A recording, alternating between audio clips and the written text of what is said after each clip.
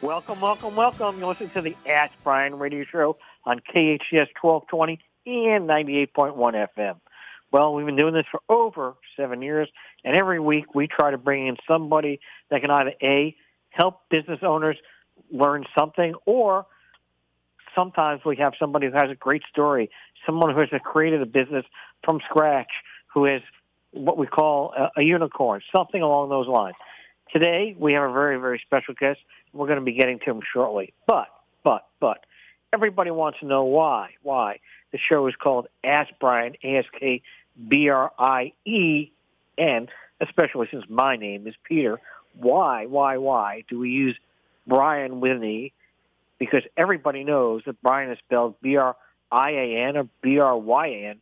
Nobody spells Brien B-R-I-A-N unless they're from Ireland and they're going down to the Irish pub and their last name was O'Brien. Anyway, Tracy, you there? I'm here, man. You love a pub. You just love a pub. You just like to work it in any way you can. St. Patty's Day is one of my favorites. This show should be broadcast live from O'Brien's. Anywhere in the world, it would be fine. One on every corner. We're trying. Oh my goodness! Well, we have such a great guest today that I kind of want to fly through the E's so that we can get to our exceptional guest. So let's start, though. Speaking of exceptional, let's start with our engineer, Jen. Thank you, Tracy. Oh, you're so welcome. We just couldn't do the show without you. We could do the show without Peter. We just couldn't do the show without you. Let's be really clear. Well, just wait till AI comes aboard. We've tried, yeah. Okay. We're trying for AI, though. Do not threaten my security. Do not. And the other E is all about our experts. It's not the only other E, but it is probably next to the engineer, the most important E. And our experts that we showcase on the Ask Brien radio show are just nothing short of fantastic. And we have been talking about this formula for a while, but if you're new to Ask Brien, we know that to be an expert, you have to invest at least a minimum of 10,000 hours in your business category or industry niche. And doing so typically rolls out into 40 hours a week, 52 weeks a year if you don't take a break, and that's going to take you about 5 years. But Peter, you and I both know, and all of our guests have verified that if you're going to do a startup, you're not going to be working 40 hours a week anyway. So we shortcut that down to about 3 years. But really, most of our experts, 10x that in a lot of ways. So all of that to be said, that's because the Ask Brien radio show focuses on education. And we want you, our listeners, to be able to learn from all of the mistakes that we have made and our guests have made and shortcut that learning curve so that you can be excellent at what you do. And for that, we are very enthusiastic around here, especially today. And we are excited.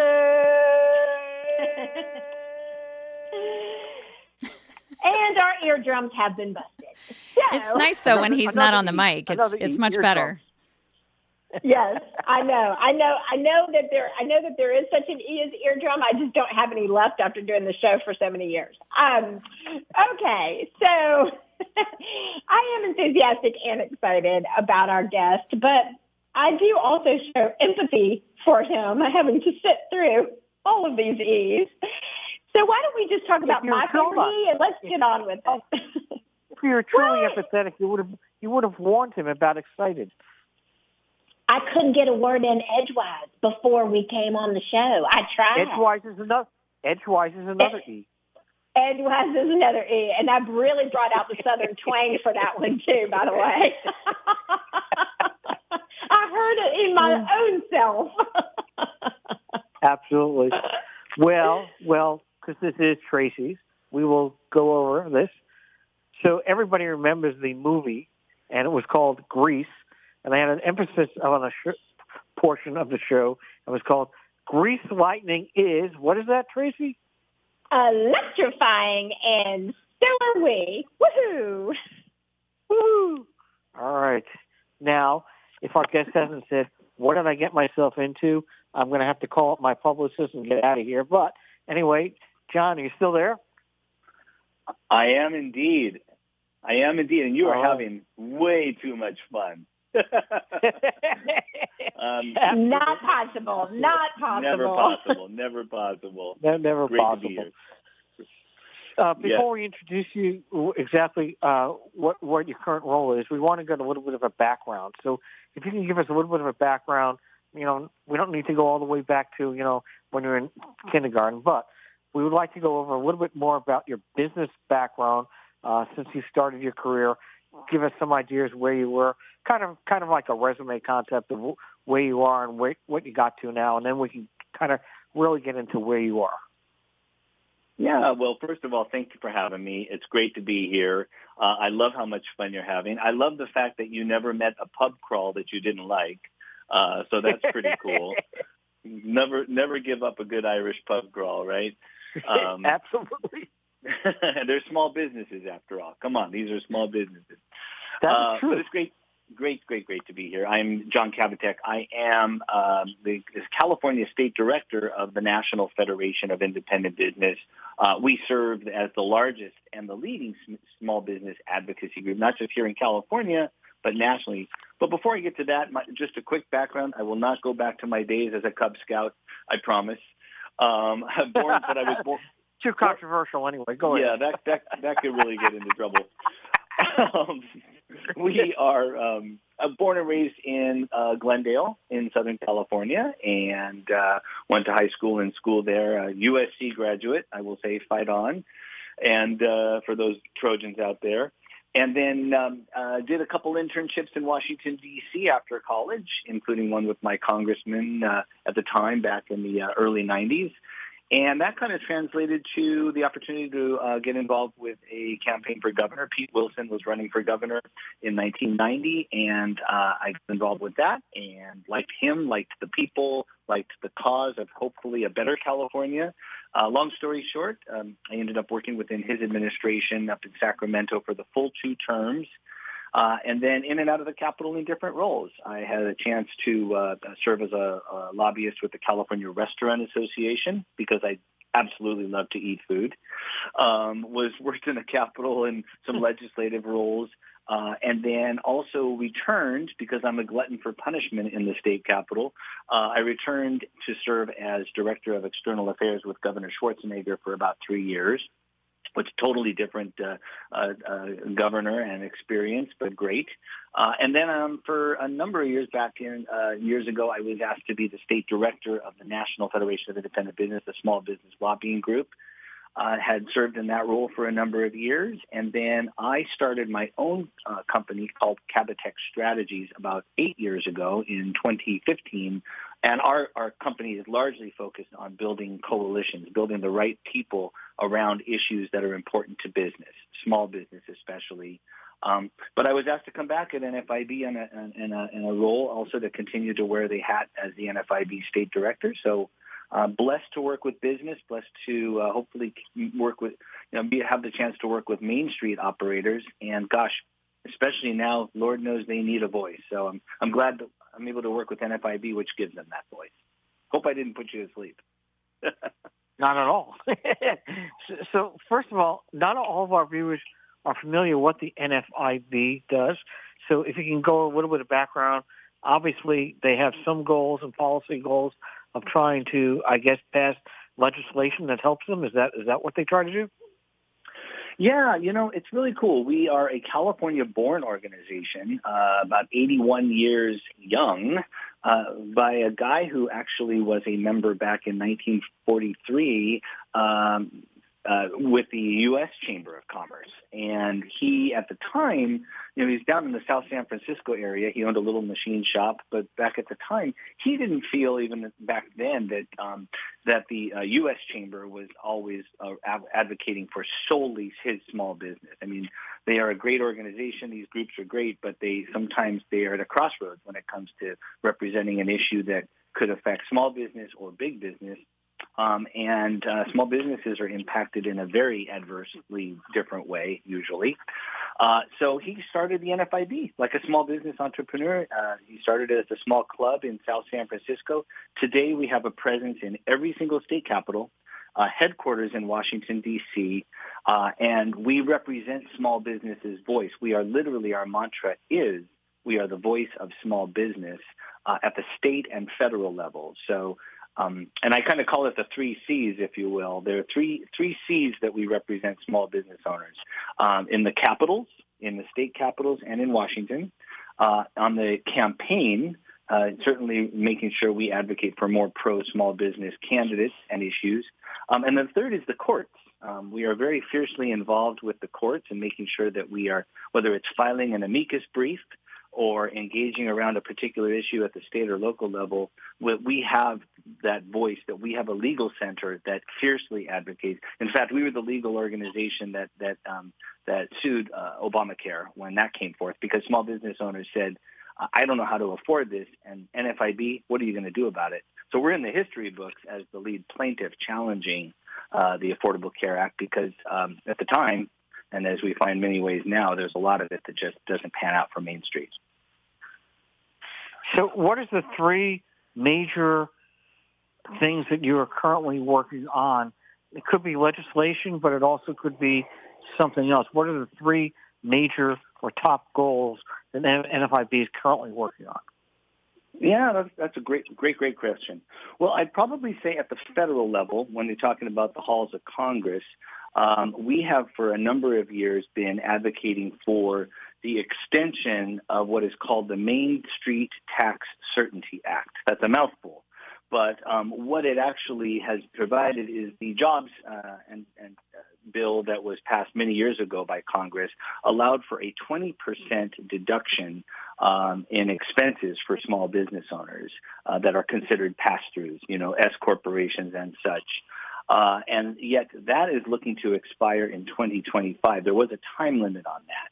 So this particular bill would allow to make that 20% tax deduction permanent. And I got to tell you, if this doesn't happen, and we're advocating fiercely for it, when 2025 comes, small business owners, especially those pass-throughs, are going to experience a 20% tax increase. So this is a chance for them to deduct taxes on expenses up to 20%. And, for example, my business, my Cabotech Strategy business, is an S Corp, and that will be, if that doesn't continue, that's going to be a 20% tax hike for me, but for so many others that are struggling out there. So at the federal level, extending that Main Street Tax Certainty Act, critically important, and I would think every small business owner out there that qualifies should be concerned about that and should voice with their members of Congress about keeping that going forever. At the state level, I will tell you, we are really, you're looking here in California, we are based in Sacramento and in every state capital. I think what we're right now really looking to do is make sure that small business owners are safe, sound, and can thrive. And I think the big issue right now that we're focusing on, and we're fortunate to see both Democrats and Republicans focusing on, is retail theft and these property crimes. I'll tell you that for a couple of years, not to be very candid, the legislature absolutely ignored and did not pass one single bill over the past 2 years addressing retail theft. Let me remind you, bills that were authored by Democrats and Republicans, bills that both held the criminals accountable, but also provided for diversion programs as a pathway to rehabilitation. Fortunately, we've seen kind of a wake-up call, both with some legislation, and we're also seeing a ballot measure that is looking like it will qualify, that will finally address Prop 47, which has been a big problem and unintended consequences. So I'd say at the state level, there's a lot of issues, obviously, taxes, regulations, but right now the elephant in the room really is addressing and fixing retail theft. I think we're seeing some hope and promise there. And then the third that you asked is getting more pro-small business candidates elected. I will just tell you, as we talk to politicians at every level, local, state, and federal, talk is cheap. They will pat a small business owner on the back, tell them that they are the backbone of the economy, And then ironically, they won't show any backbone when it comes to fighting for them when they're elected to office. And they'll either give in to big business or labor or, other extremist special interests. So getting more pro-small business candidates elected is incredibly important. And so NFIB is very deeply involved in the Main Street Tax Certainty Act, helping to fight retail theft and really address that. And then just really working with our members, as we'll see in the months ahead, to get more small business-friendly candidates elected who will walk the talk. So you mentioned the state resolution. Again, I think you mentioned Proposition 47. I don't know if it's that or a different proposition. But try to explain to people what that is and what it does for businesses. Sure. As I often say in politics, the road to where is paved with good intentions, right? We find that you probably find that in the law. We probably find that in any level of what we practice. In 2014, California voters probably had the best intentions by supporting Proposition 47. And what it did in large part was it raised the threshold of what a property could be deemed a value to be deemed theft, a actual felony crime, from $450 up to $950. I think that the idea at the time was they were looking at a lot of incarcerations and our institutions being full of criminals and trying to thin that out at the time. But what happened was, with voters approving that, by raising that amount just from $450 to $950, just with $500 increase, it has given so many criminals the ability to thumb their nose at the law. It's made it next to impossible for local district attorneys and local law enforcement to charge these individuals or to have the personnel to do so. So we have seen, just in the first year that Prop 14 passed, the Public Policy Institute of California, which is nonpartisan, noted that they found that retail crimes were increasing by about 9%. And now we just found, just in 2023 alone, property crimes in Los Angeles County increased by 81%. A lot of folks are attributing that to Prop 47. So what we're looking at this cycle is fortunately, enough people on both sides of the aisle have said enough is enough. We need to address Prop 47. We need to fix the retail crime problem. And so there have been enough signatures gathered that are now being counted by the Secretary of State. It should qualify by mid-June. And what it will do is it will basically allow for more accountability when it comes to retail crimes, that after it will deem that third retail crime a felony, and that there will be more punishment and accountability in the courts. It will actually address the fentanyl crisis, which is tied into a lot of our crimes, by classifying it as a hard drug, just like cocaine and heroin and meth are. And then finally, it will provide for a pathway for rehabilitation. It will actually allow criminals that are caught involved with retail theft or fentanyl crimes to follow a court-initiated pathway for a rehabilitation, and if they do so, that their crimes will be expunged. So it isn't just throw away the key. It is give these people a pathway. If they follow that they will actually be able to have their case expunged. But absolutely, it has done what has not been done for too many years, and it's hold these criminals accountable. Criminals, by the way, that, yes, while they are breaking into a lot of our Walmarts and CVS stores, the more commonplace, more vulnerable crimes are those of these small businesses that just can't defend themselves. So it's a good thing. And then on top of that, the legislature has got at least, I think, 25 or 30 bills looking at more accountability through legislation. So that's going to we'll hopefully see some fixes this year before New Year's Eve rings the bell or the ball drops. We will see, I think, hopefully some good things here. Well, that was great information. We're going to be taking a break. You're listening to the Ask Brien radio show on KHTS 1220 and 98.1 FM. We'll be right back. Welcome back. You're listening to the Ask Brien radio show on KHTS 1220 and 98.1 FM. Like no other station in the world. All right. I mean, how have to say, like, that is my most favorite part of the show, but I don't want to boost your ego because I know you need to be able to walk back out of the studio and, you know, and clear the doorway. So I'm trying to keep the ego in check. But well, I heard them making the door bigger for me. I heard that too. But I also heard they were sending you a bill for it.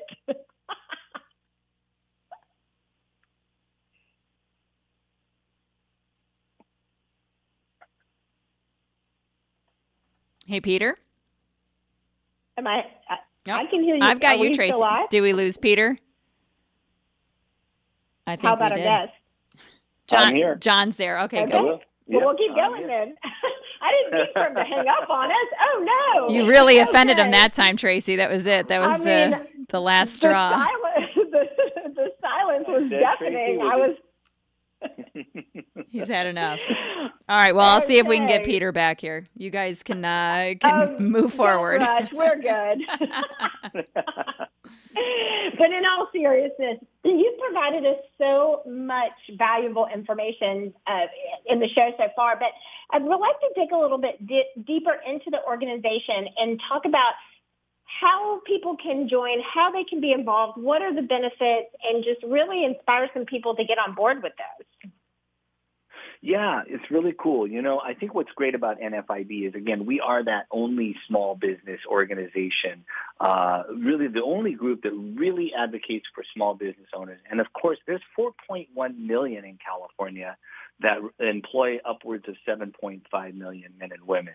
And a lot of them out there just feel alone. They feel like there's nobody advocating for them. Well, with NFIB, we are that entity, that organization, as one member has said to me, where you can now feel like you are not alone. You have a support group. You have an entity that's there to help you and fellow peers on Main Street to work with and network with. So there's a number of things we do. As I mentioned, you know, we certainly advocate. We certainly make sure we're that voice for small business at the state and federal level, in the capitals, in the courts, and on the campaign trail, the 3 Cs. But there's a lot of other reasons that somebody would want to join NFIB. I think that's a big one.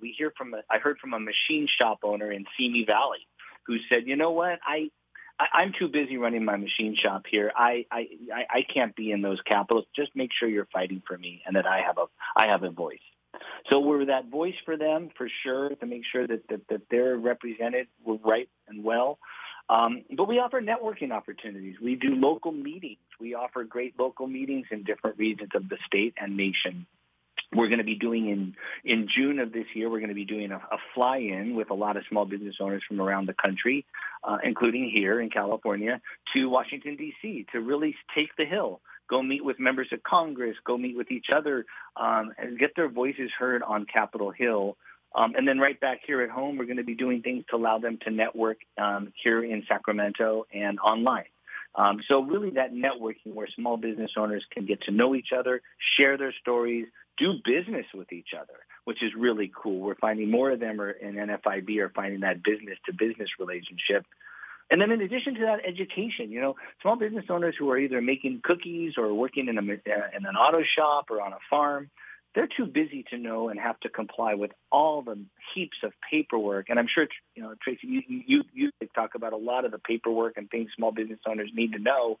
They're too busy running their own business. So we offer great webinars, legal workshops, information online with our NFIB.com website.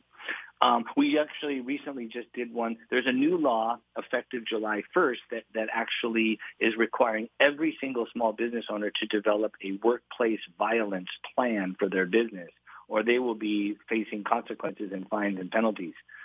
We did a webinar with some great attorney partners of ours from Fisher Phillips that actually talked to them and instructed them on how to put together their workplace violence plan before or by July 1st. So webinars like that are just huge. And then member benefits, you know, saving some money. You know, small business owners are spending too much on too much.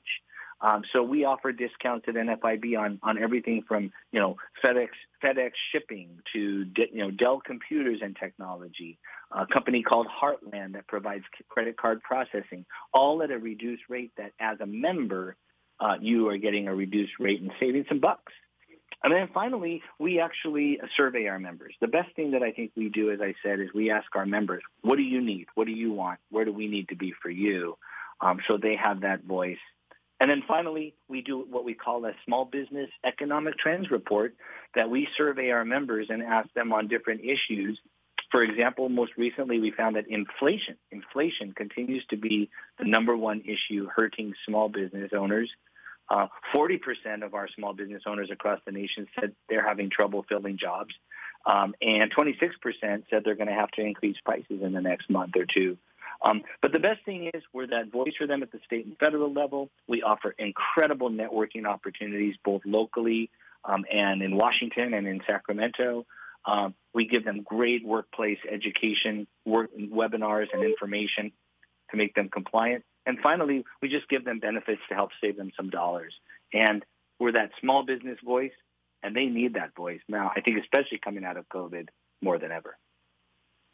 Yeah, I could not agree more. And I wanted to really bring up to everyone that the NFIB.com website has so much information on it. I mean, just the website alone is such a wealth of resources. Can you talk a little bit about like the resources and the tools that people can find on there? I know you mentioned the webinars, but it looks like there's so many other great things on the website.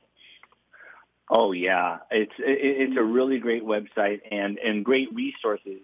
You know, we encourage everybody to join NFIB because the benefits are just that much more of a multitude of things that you get. But even just by going to our website, anybody going to our website alone gets information on advocacy, understanding elections.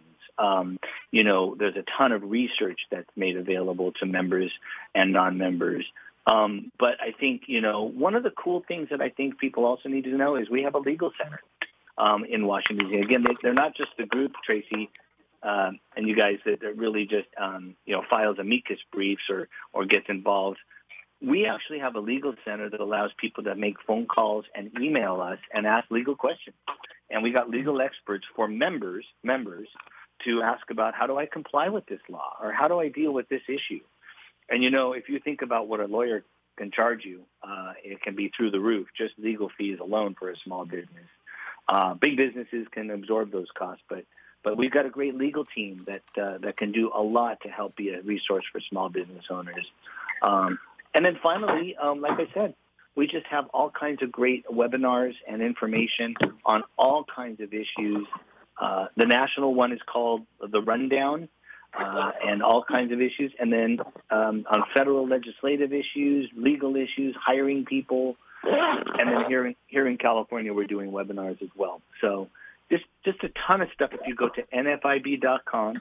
And the most important thing is there's a way to join NFIB in the upper right-hand corner. So we would love to encourage every small business owner to press that green button.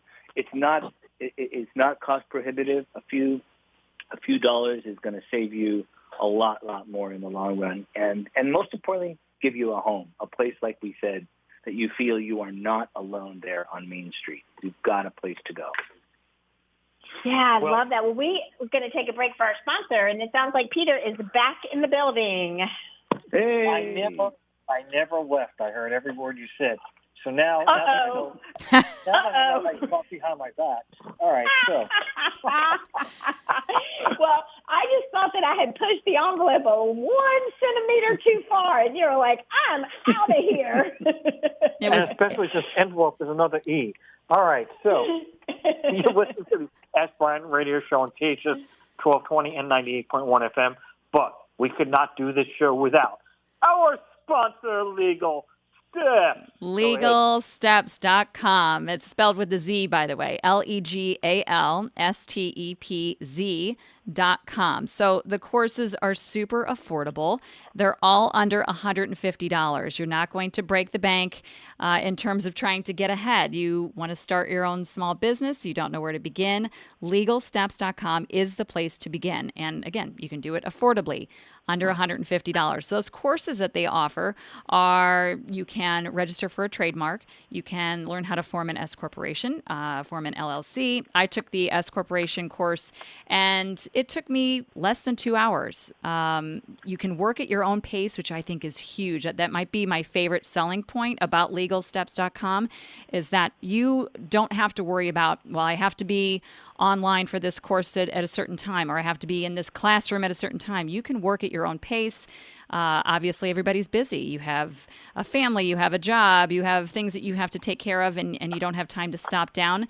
You can do that on your own time, on your own calendar. So work around your own schedule. All of these are online courses. You can pause it, rewind it. If you miss something, take some notes maybe, go back and see what if you were a little bit confused, you can work backwards if you need to.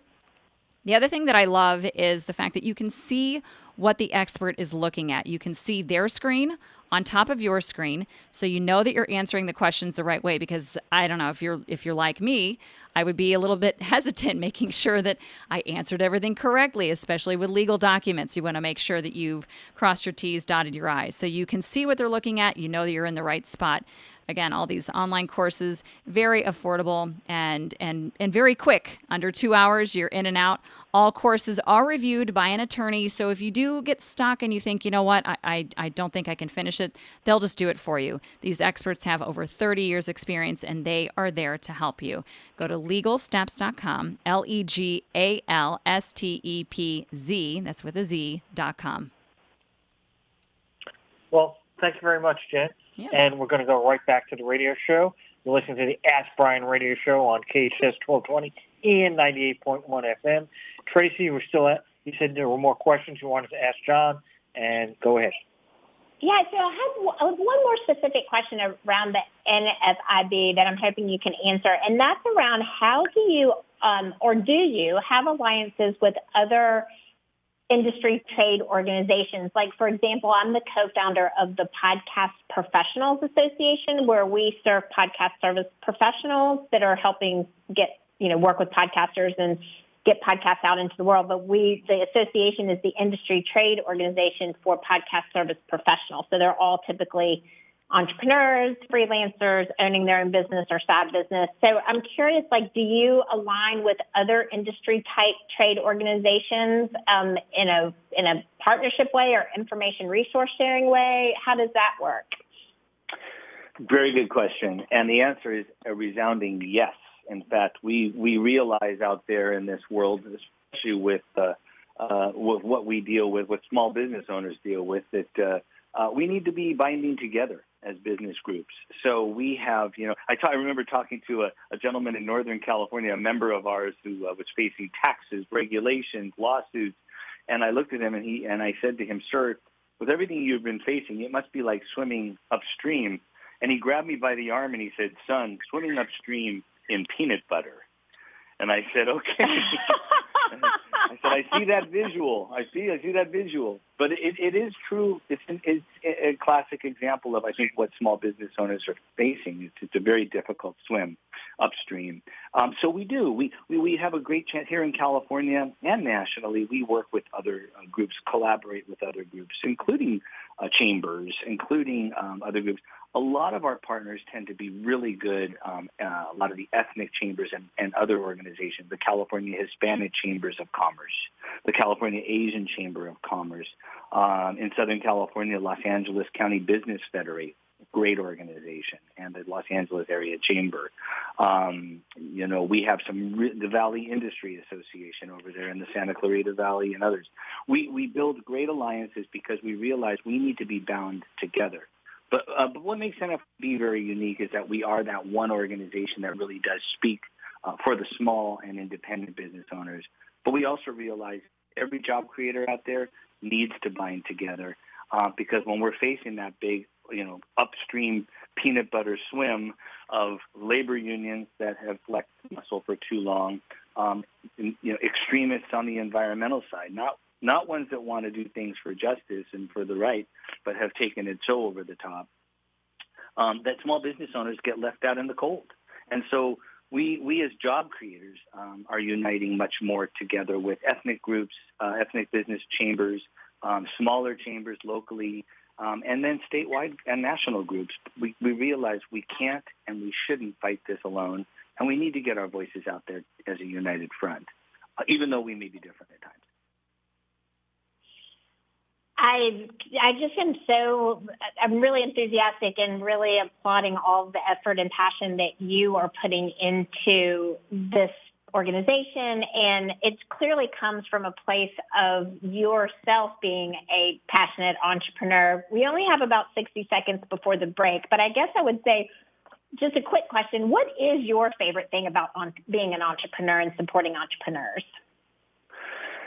I think what I love when it comes to being, kind of an entrepreneur and building things is collaborating, is helping to do some good things, some philanthropic and things that really are for the greater good in the community. It's one thing to make a quick buck, but when you know that, you can wake up in the morning and work to help build our coalition like Cabatech Strategies does with business groups and veterans and seniors around issues that matter, helping to give them more hope. Lower taxes, more hope, more pathway for promise. That, to me, really fires me up because anybody can go out there and make a quick buck if they work hard enough. But it's when you can do that and you can actually help your community and give back. And that's what fires us up at Cabatech Strategies, but also at NFIB. Kitty, you want to take us into the break? We are going to be taking a break. You listen to the Ask Brien radio show on KHTS 1220 and 98.1 FM. We'll be right back. Welcome back. You'll listen to the Ask Brien radio show on KHTS 1220 and 98.1 FM. We have a great guest today. Tracy had a little bit more information to get, and then you're going to be right back with me. Well, I just know for a fact, because I've already off the mic asked how to get in touch with you because I have some really specific questions. I can't wait to continue this conversation with you directly after the show, but I know I'm not alone. There are so many listeners out there who are just excited to learn more, not only about the NFIB, but your passion for entrepreneurship. So what would be the best way for them to get in touch with you? And if they do, can they get like some secret handshake promotional discount or anything? Because we're all small business owners trying to find our way. Yes. Well, first of all, it's been a joy. I love this. This is even more fun than a pub crawl in Ireland. I'll tell you that right now. I don't think Peter would agree with you, but well, Peter, maybe you got a problem. I'm going to be dragging John out. We're going pub hunting next week. Fair enough. Hey, it's been a joy, and thank you. I so enjoy it, and would love to keep the conversation going with you, Tracy, and your listeners in the future if there were that opportunity. Yes, anybody who's interested, we'd love to have people who are interested, who are a small business owner, know a small business owner, thinking about being a small business owner. First of all, you can go to our website at nfib.com, and there is a California page. You can find out about that. You're certainly welcome to join online, but I'll also give my email address, which is John, John, at Cabstrat, so that's K-A-B as in boy, STRAT.com, John at Cabstrat.com.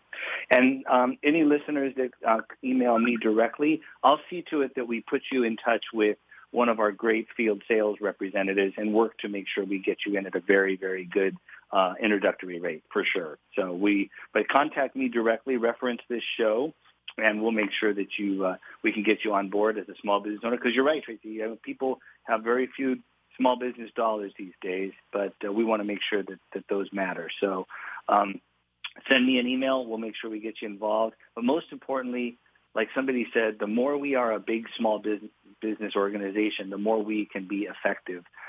We represent about 14,000 in California, but with 4.1 million, we have a chance to really grow and really be that army of Main Street advocates and voices out there that we should be. So thank you so much. Appreciate being on the show. It's been a lot of fun. You all heard it here first, and if you want to hear it again, that's why we have the Ask Brien podcast, and of course that's AskBrien, the podcast. And so you will be able to download and go back and listen to this episode and our back catalog of episodes and be able to get in touch with John and learn even more about the NFIB, which I think is just incredibly exciting. So Thank you so much. And Peter, take it away. Thank you. So, John, question for you. Is there a maximum revenue amount or something? Because I know that you said you're not as big and broad as a chamber, and you're trying to stretch on the independent owners, et cetera. So is there a criteria for whether or not somebody can be admitted, or can anybody be admitted? Really good question. Basically, the way that we're designed is that we welcome any small business owner that, is privately held and has a business license, of course, and is a legitimately licensed business in California or the nation. I think the only criteria that we say when it comes to our organization is if your business is publicly traded, then we're probably not the place for you, and legally we probably can't be. As somebody told me, if you can take your company to your stockbroker, good on you, mate. Good on you. But we're probably not the place for you. But other than that, any privately held independent small business owner is welcome and has a home at NFIB. And we base our dues on number of employees. But again, we'll make sure that introductory rate for anybody who contacts us is a good one, a fair one, and a one that they can deal with. And then we just max out. The other thing that a lot of organizations do is that they will just, people feel that there's a pay to play with memberships. We have a maximum amount that a small business owner can pay, so that nobody feels like the certain members have special ins and preferences. Every small business owner matters, and we make sure of that from day one. So we have like less than a minute left, so you're gonna have to answer this question really quickly. What was the biggest challenge that you faced with the organization? Biggest challenge we face with our organization at NFIB, great question. I would probably say that the biggest challenge that we continue to face in the capital these past couple of years has been that retail theft issue.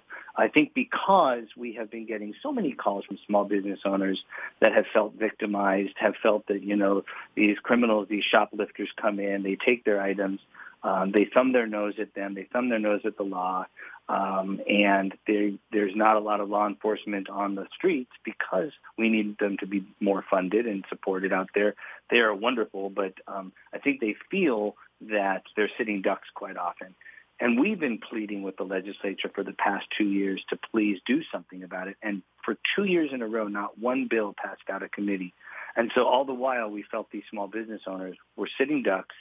But the good news is, I'll tell you, Peter, is that we feel that finally, like I said, some things are getting done. People are waking up. And these small business owners, I think, finally are going to get some protections and some security and a pathway to hope here. So we've been screaming from the top of the mountain here, and that's been our biggest frustration these past few years. And finally, somebody's hearing NFIB, so that's pretty cool. Well, if I'm only one person, but I hear you. So that's one person, right? You got to start one person at a time. I hear you. Right? It's a good start. Thank you. We have two. Yeah, we've got to go, unfortunately. You've been a great guest. We'd like to have you back on again. You're listening to the Ask Brien radio show on KHTS 1220, 98.1 FM. Over and out, the Ask Brien